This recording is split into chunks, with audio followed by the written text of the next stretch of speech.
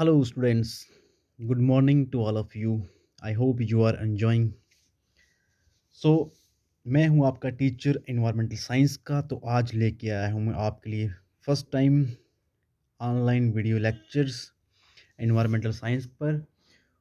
जिन बच्चों ने अभी तक इन्वायरमेंटल साइंस के बारे में कुछ नहीं पढ़ा है, ना उन्होंने कोई ऑनलाइन क्लास अटेंड की है, ना कोई ऑफलाइन क्लास अटेंड की है, तो वो बच्चे इस इन्वायरमेंटल साइंस के लेक्चर को ज़रूर सुने।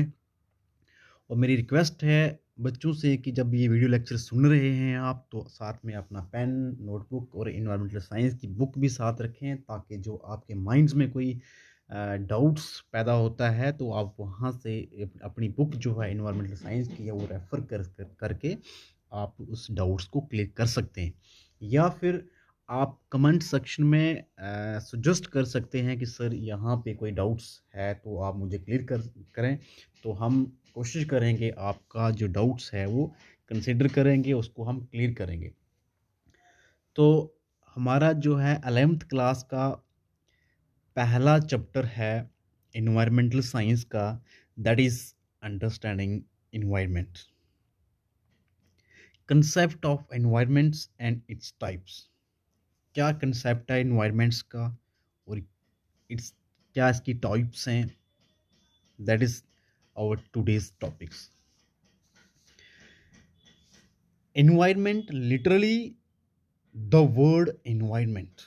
The word environment comes from French word environs. जो word environment है, it is come from French word environ, which means to surround, to enclose or to encircle.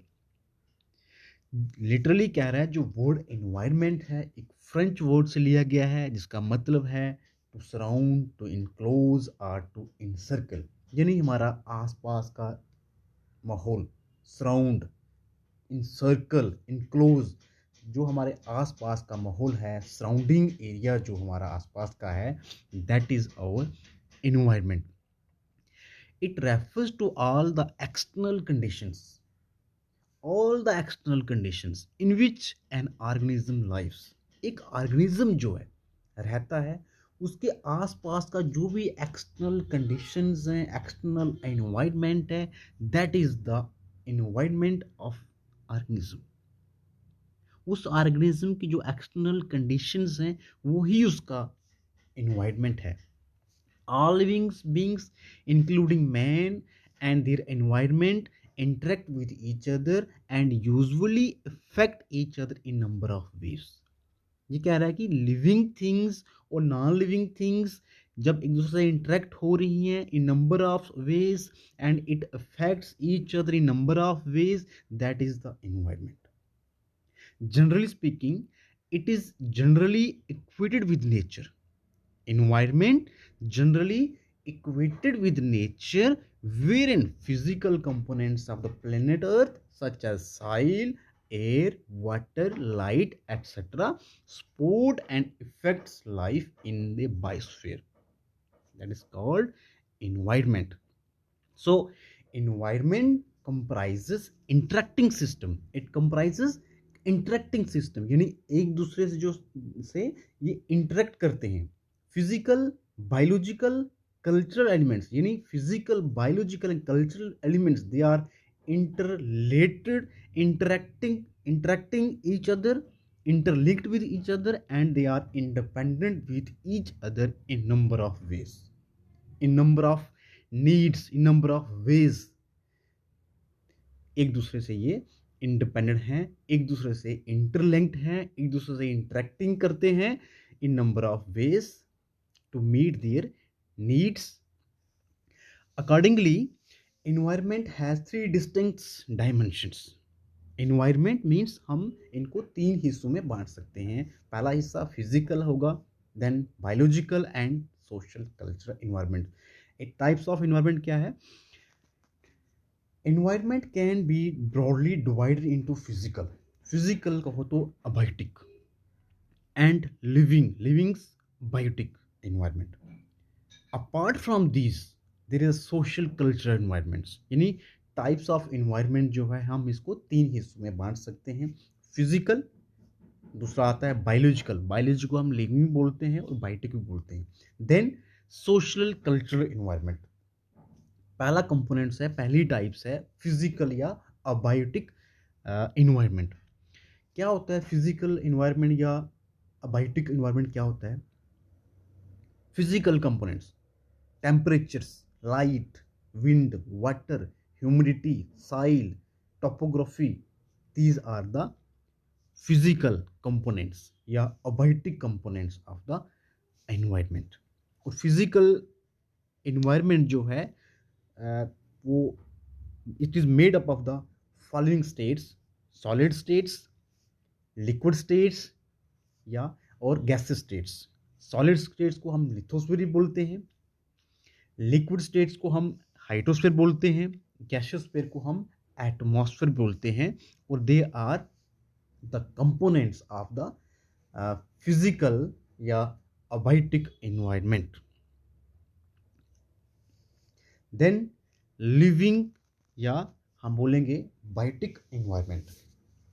Biotic environment consist of plants, animals, plants flora, animals fauna, and microorganism as well as human being as a significant components। humans being जो है, इंसान जो है, it is a significant components of the living abiotic components। plants and flora also the elements of biotic environments। biotic environments is further divided into three: first is producers, then consumers and decomposers। तीन हिस्सों में बांटा गया है biotic environment को। फिर से पहला है प्रोड्यूसर्स, जिसमें क्या होता है, it includes plants and photosynthetic bacterias which can prepare their own food. Producers क्या होते हैं? जो प्लांट्स जो अपना खाना खुद तैयार करते हैं, अपनी फूड खुद तैयार करते हैं, दैट इज द प्रोड्यूसर्स, यानी green plants. Consumers, it includes animals which depend directly या इनडायरेक्टली ऑन प्रोड्यूसर्स, यानी ग्रीन प्लांट्स पे जो है, प्लांट्स पे जो निर्भर होते हैं, इंडिपेंडेंट रहते हैं, ग्रीन प्लांट्स पे डिपेंडेंट रहते हैं फॉर देयर फूड्स के लिए, उसको हम कंज्यूमर्स बोलते हैं।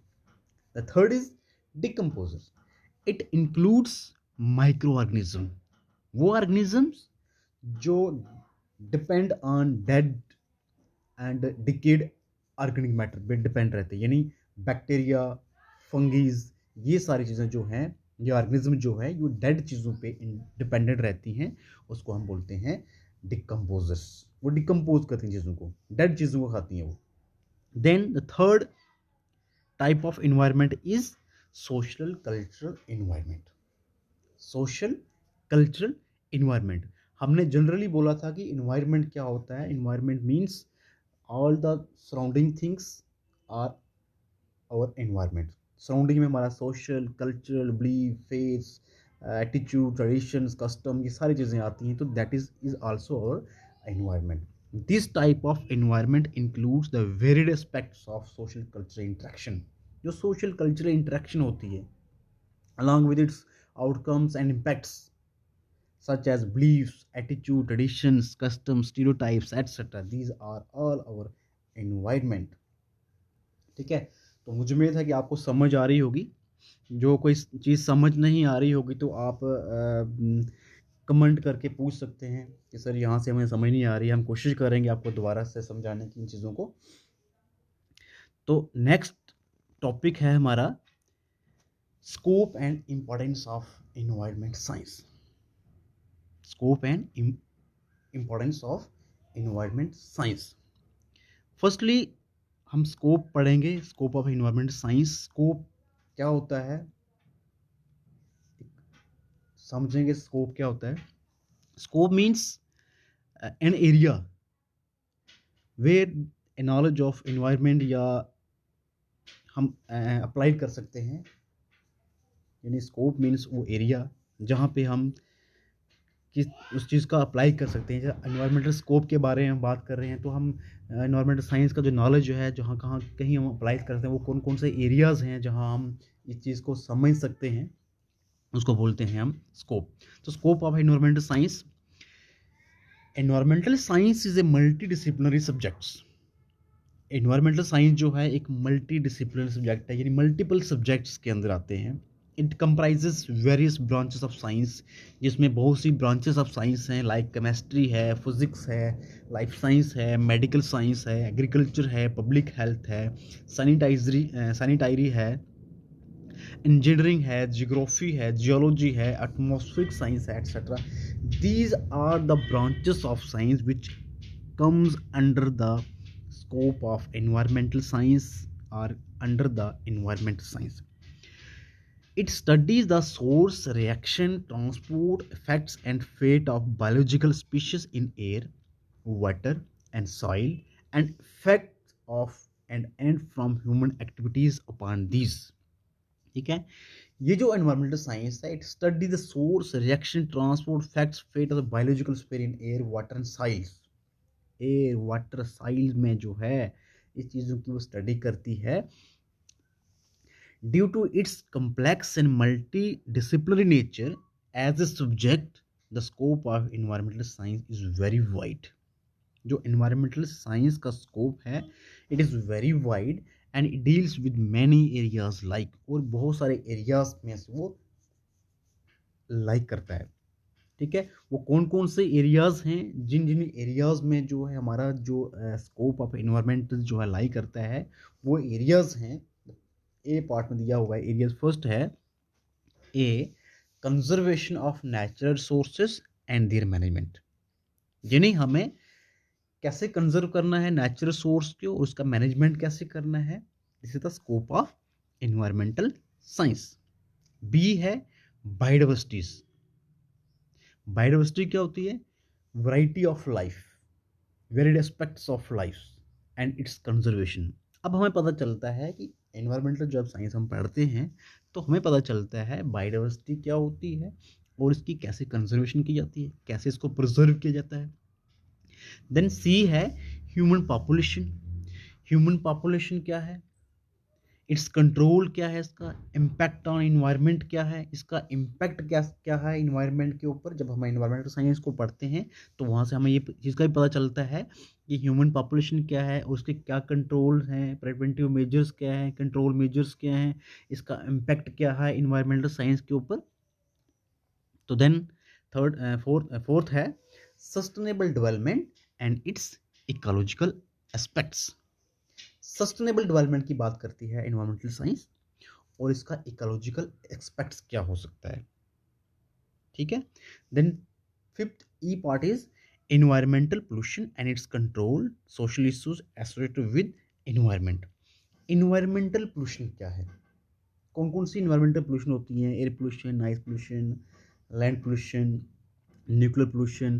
ठीक है, एंड इट्स कंट्रोल, इसको कैसे हम कंट्रोल कर सकते हैं। सोशल इश्यूज जो हैं, इसके साथ जुड़े हुए सोशल इश्यूज हैं इन्वायरमेंटल के साथ, वो भी हमें जब इन्वायरमेंटल पढ़ते हैं तो वहाँ से हमें पता चलता है कि क्या क्या इश्यूज जो हैं इन्वायरमेंट के साथ जुड़े हुए हैं, तो ये वहाँ से हमें पता चलता है।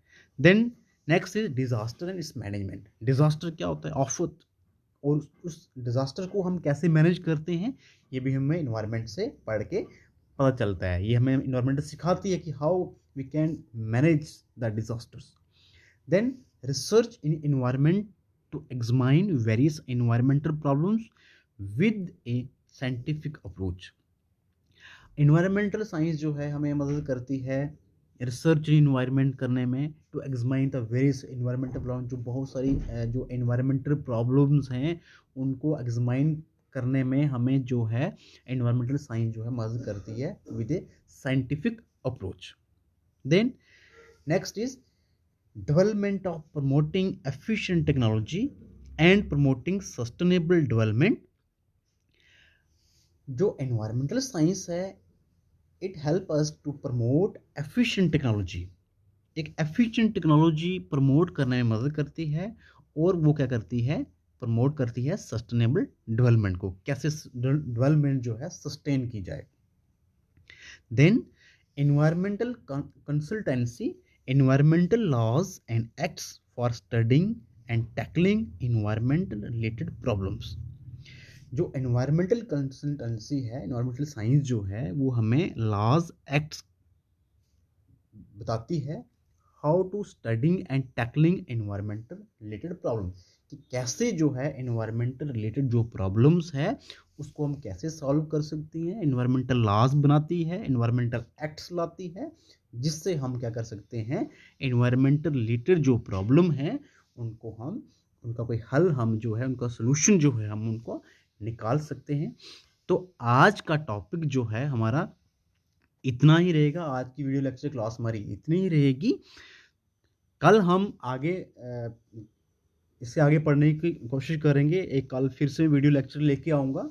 तो अभी तक हमने क्या पढ़ा है, चलो उसको हम थोड़ा सा कंक्लूड कर लेते हैं। क्या क्या चीज़ें कवर की आज के लेक्चर में हमने। तो पहला हमने पढ़ा इन्वायरमेंट के बारे में कि इन्वायरमेंट क्या होता है। जैसे मैंने बताया आपको कि इन्वायरमेंट जो है हमारे आसपास जितनी भी चीज़ें होती हैं, वो चाहे लिविंग थिंग्स हो, नॉन लिविंग थिंग्स हो, या हमारा सोशल कल्चरल इन्वायरमेंट माहौल हो, वो सारा हमारा क्या होता है, इन्वायरमेंट होता है। उसी को हम इन्वायरमेंट बोलते हैं। देन हमने पढ़ा types of environment. Types of environment में मैंने बताया आपको कि 3 तरह का हमारा इन्वायरमेंट, 3 हिस्सों में हमने इन्वायरमेंट को बांट सकते हैं।